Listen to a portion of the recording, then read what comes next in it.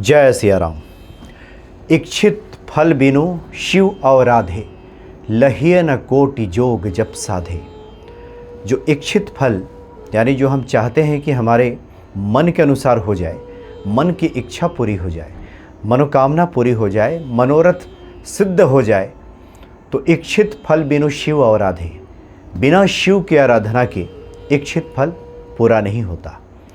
गोस्वामी तुलसीदास जी आगे ये भी लिखते हैं कि लहिए न कोटि जोग जप साधे। चाहे आप कितना भी आप जोग कर लीजिए, तप कर लीजिए, पूजा कर लीजिए, लहिए, यहाँ लहने की बात की है, नहीं लहेगा सुख।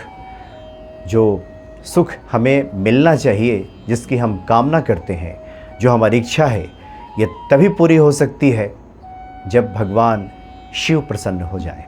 और इसी बात को गोस्वामी तुलसीदास जी हनुमान जी के संदर्भ में भी कहते हैं, क्योंकि वो भी रुद्रावतार ही हैं कि सब सुख लहे तुम्हारी सरना, तुम रक्षक का हो डरना। सभी सुख तुम्हारी शरण में ही लहता है। लहने का तात्पर्य है कि जो नहीं मिलने वाला था वो भी मिल जाता है। और यही बात भगवान शिव के बारे में भी कहा जा रहा है कि लहिए न कोटि जोग जप साधे। नहीं लहेगा, हम कितना भी पूजा पाठ कर लें, कुछ भी कर लें, तप कर लें, इच्छित फल बिनु शिव अवराधे, बिना शिव की आराधना के, बिना उनकी प्रसन्नता के दुख दारिद्र्य मिट नहीं सकता। व्यक्ति जब संकटों में होता है तो संकट मोचन को याद करता है और संकटों का तुरंत निवारण हो जाता है। वैसे तो ईश्वर का कोई भी स्वरूप सब फल देने वाला है, सब प्रदान करने वाला है, लेकिन ईश्वर के जो अलग अलग स्वरूप हैं, कुछ विशेष कामना की पूर्ति बहुत जल्दी कर देते हैं। भगवान शिव दुख दारिद्र्य बहुत जल्दी मिटा देते हैं। अगर कोई व्यक्ति रोगी हो तो तुरंत आरोग्य प्रदान कर देते हैं। इसलिए अगर हम चाहते हैं कि दरिद्रता का नाश हो, दरिद्रता हमारे जीवन में ना रहे, क्योंकि चारों पुरुषार्थ को पूरा करने के लिए भी धन की आवश्यकता है। और बहुत लोग ऐसे होते हैं, कई बार ज्योतिषियों से कुंडली दिखाने के बाद पता चलता है कि धन का योग ही नहीं है। अब इसको प्रारब्ध से जोड़ दिया जाता है, कहा जाता है कि ये पूर्व जन्मों के कर्मों का प्रतिफल है, इसलिए आप इस जीवन में चाहे कितने भी मेहनत कर लें, कुछ भी कर लें, धन नहीं मिलने वाला। कई बार ये बातें सुन ली जाती है, लेकिन गोस्वामी तुलसीदास जी कहते हैं कि भगवान शिव ऐसे हैं जो सब प्रदान कर देंगे।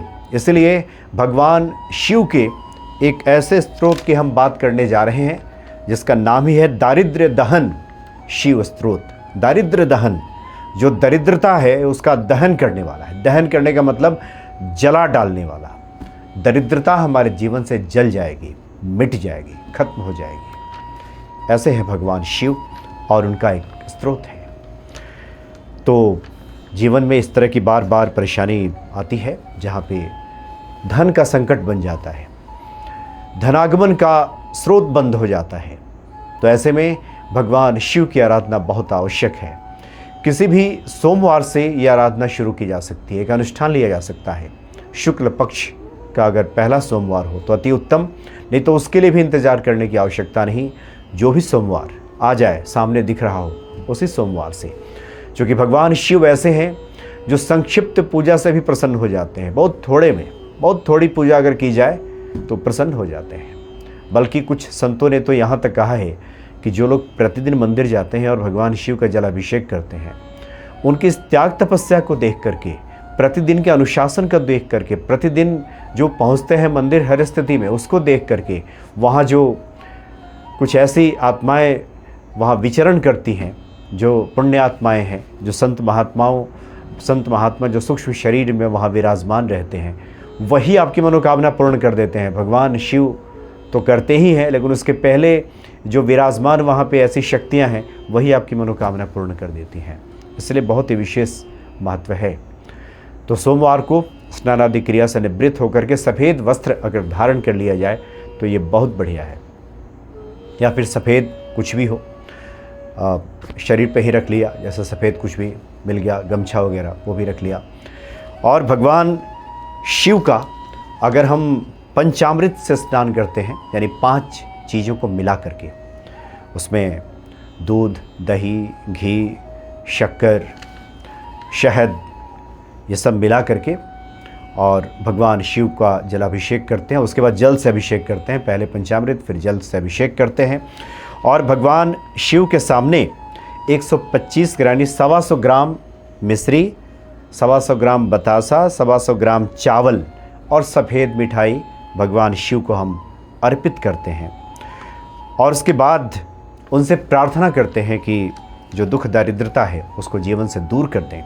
और उसके बाद दारिद्र्य दहन शिव स्तोत्र का अगर हम पाठ करें, अनुष्ठान ले लें हाथ में जल लेकर के कि 11 दिन या 21 दिन भगवान शिव का हम इस सोमवार से शुरू कर रहे हैं। और उसके बाद दारिद्र्य दहन स्तोत्र का हम पाठ करने जा रहे हैं।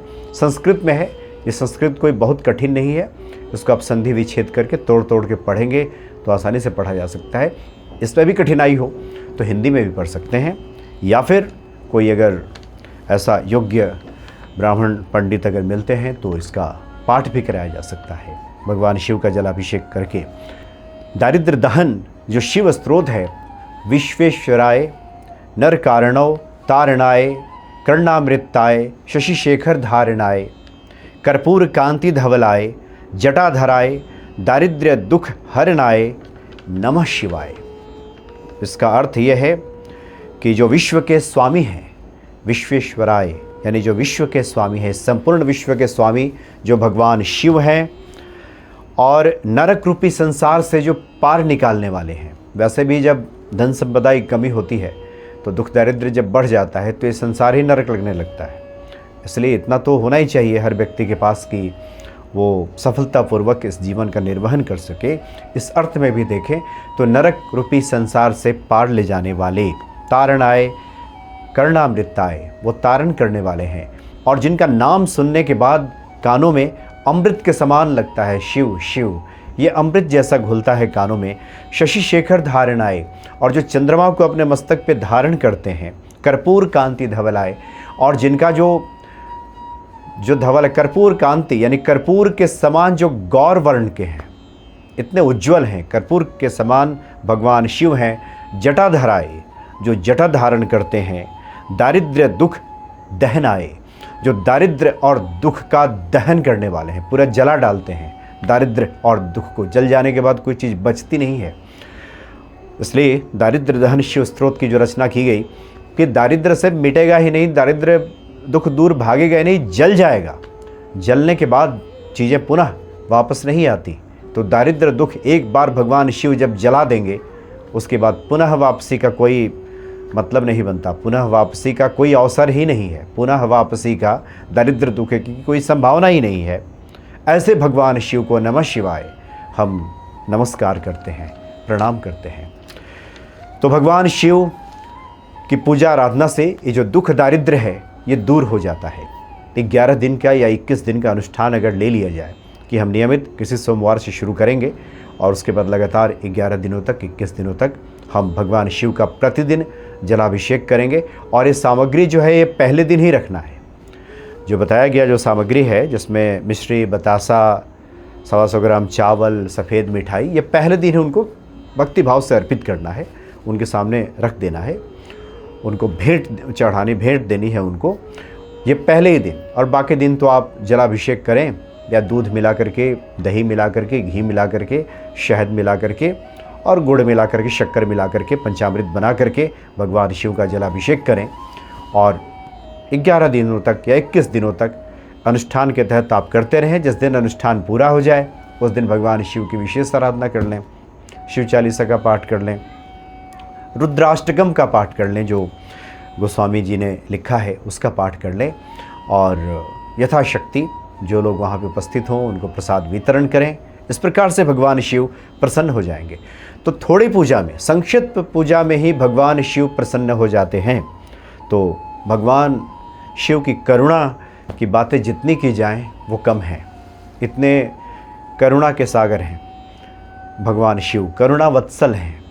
उनकी करुणा की गाथा गाई नहीं जा सकती, इतने दयालु हैं भगवान शिव। इसलिए गोस्वामी जी जब हनुमान जी की बात करते हैं तब वही कहते हैं कि सब सुख लहे तुम्हारी शरणा। आपकी शरण में जाने के बाद ही ये सब सुख लह जाता है। और यहाँ भी कहते हैं कि इच्छित फल बिनु शिव अवराधे, लहिए न कोटि जोग जब साधिक। नहीं लहेगा जब तक भगवान शिव प्रसन्न नहीं होंगे। इसलिए गोस्वामी जी की इन बातों पर भरोसा करते हुए भगवान शिव के चरण पकड़ लें, निश्चित तौर पे दारिद्र्य दुख का नामो निशान मिट जाएगा। जय सिया राम।